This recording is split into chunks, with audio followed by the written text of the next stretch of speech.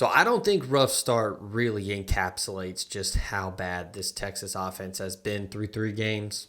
Sure, you expect a little bit of a pushback against Ohio State, the defending national champs, in Week 1 with a first-year quarterback. But back-to-back wins over San Jose State and UTEP are not giving Texas fans a lot to be excited about.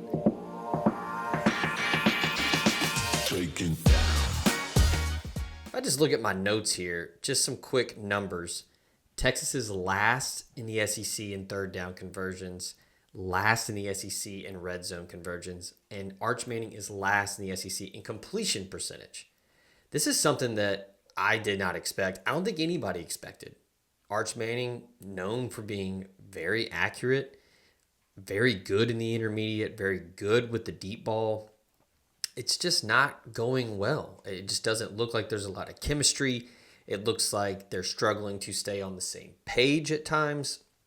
I think a lot of it is just everyone seems to be pressing. Talked a lot last week about Colin Simmons and how Steve Sarkisian and the staff had to basically bench him in the second half to get him to calm down. Now it looks like the offense is having the same issue. Talked about Ryan Wingo last week. Coaches thought that he was pressing a little bit after coming back from the injury. I think Arch Manning's pressing a lot. I think he's really trying to throw those 14, 21-point touchdown passes, and it's just not happening. I think the offensive line is continuing to build that camaraderie, gel, get to where they're working together as a cohesive unit.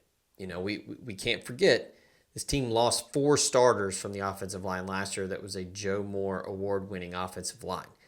It's going to be hard for anybody to replace that. I think another large part of this offense being really bad right now is Trey Wisner has really yet to play. Played in the opener, but after that, he's been shelved. He's got a leg injury. I understand Steve Sarkisian and the staff wanting to be careful prior to SEC play, but he's got to get up to speed before Texas heads to Florida to take on the Gators in the Swamp. I think that's huge for Arch Manning. You got to have a run game to settle him in, get him comfortable, and also to get the defense to actually honor the run. Right now, it seems like everybody's dropping 7 or 8 and just daring Arch Manning to throw it. And, hey, you're going to have to make a 15 to 17 play drive happen right now. If UTEP can do it, now, I talked about it last week, UTEP had a pretty good front 7. Statistically solid. But if you're Texas and you're wanting to win the SEC and get to the college football playoff, this is not good enough. You cannot just eke out a 17-point win against UTEP. Now, at this point, you can't have 2-3 look-ahead weeks. Looking forward to the DJ Lagway Arch Manning matchup.